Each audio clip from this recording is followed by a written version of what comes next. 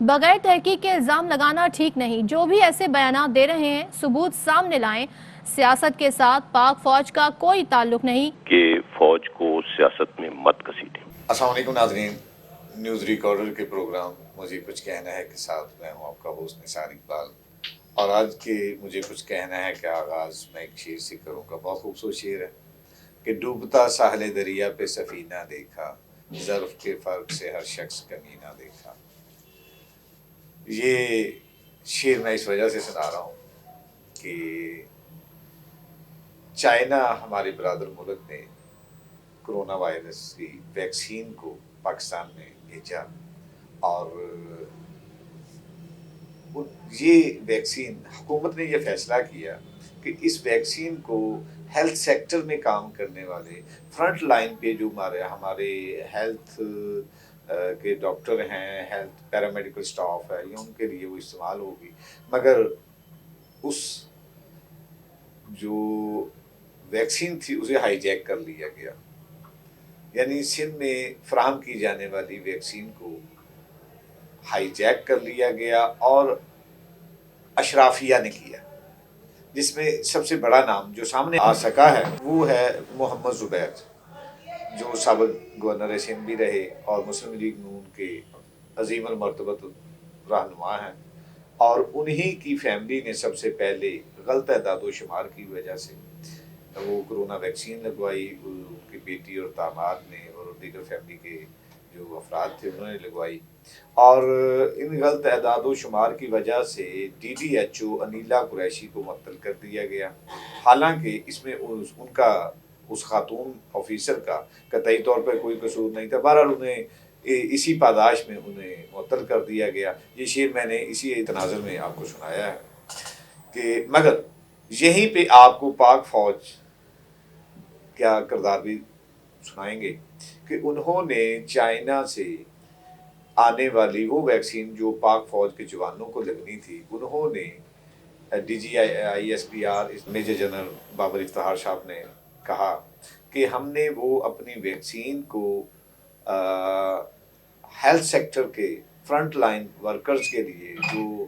اپنی جان ہتھیلی پر رکھ کر مریضوں کو ٹریٹ کرتے ہیں، ان کے لیے انہوں نے مختص کر دی. یقیناً یہ ان کا جذبہ اثار اور وطن کے حقیقی محافظ ہونے کی یہ واضح دلیل ہے کہ انہوں نے اپنی جو ویکسین تھی وہ اسے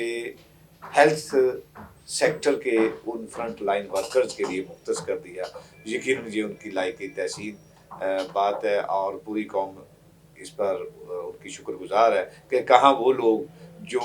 ہمارے ملک کے سیاستدان ہیں، جو مختلف النوع حوالوں سے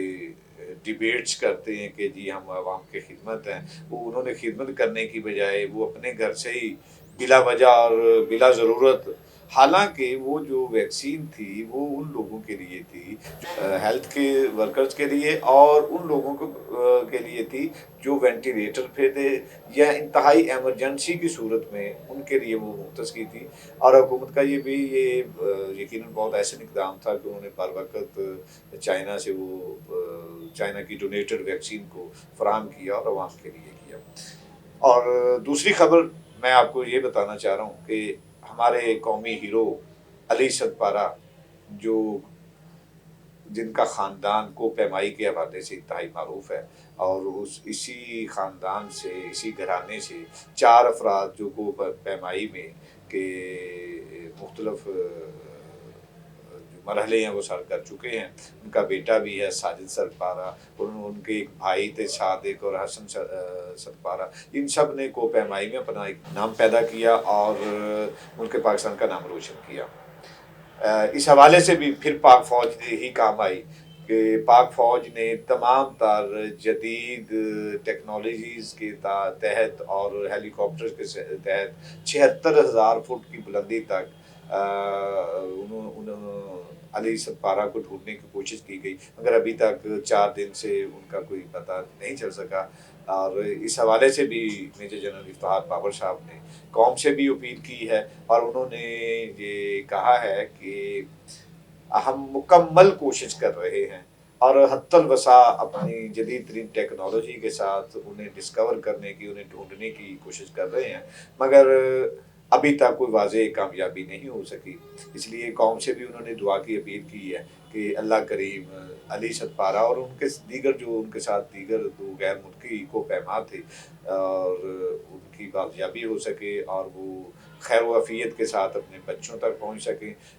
اللہ آپ بھی دعا کیجئے گا۔ تو دوستو، ہمارے فوج نے ہمیشہ ملک میں جب بھی کوئی کڑا وقت آیا، کوئی ارتھ کویک آیا، زلزلہ کا کوئی معاملہ ہے، سیلاب کی کوئی صورتحال ہے، یا کوئی بھی ناگہانی آفات نے جب اس ملک میں کوئی ایسا ڈیزاسٹر پیدا کیا، تو پاک فوج نے ہمیشہ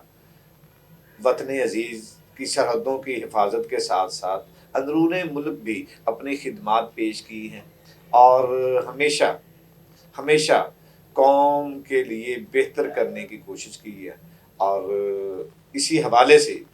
اب یہ پھر تیسری خبر بن جائے گی کہ اسی حوالے سے پاک فوج کے ترجمان اور میجر جنرل بابر افتخار نے اس موقع پر بھی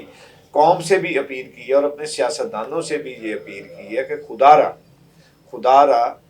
بلا وجہ فوج کو سیاسی معاملات میں نہ گھسیٹا جائے اور ہمیں صرف ہمارا کام کرنے دیا جائے۔ ہم وطن کے محافظ ہیں، سرحدوں کے محافظ ہیں اور ہمارا کام ہے حفاظت کرنا، تو ہمیں صرف ہمارا کام کرنے دیا جائے اور ہمیں بلا وجہ سیاست میں نہ گھسیٹا جائے۔ اسی بات کے ساتھ کہ ہمارے سیاستدانوں کو اور دیگر جو عرضہ سرائی کرتے ہیں، ایسے تنقید بلا وجہ کی سیاست جو مرتکب ٹھہراتے ہیں فوج کو، ان کو بھی اللہ تعالیٰ ہدایت دے۔ اسی بات کے ساتھ اجازت چاہوں گا۔ اللہ حافظ۔ نیوز ریکارڈر کی ویڈیوز دیکھنے کے لیے ہمارے چینل کو سبسکرائب کیجیے اور بیل آئیکن کو کلک کیجیے تاکہ آپ ہماری نئی آنے والی تمام ویڈیوز دیکھ سکیں۔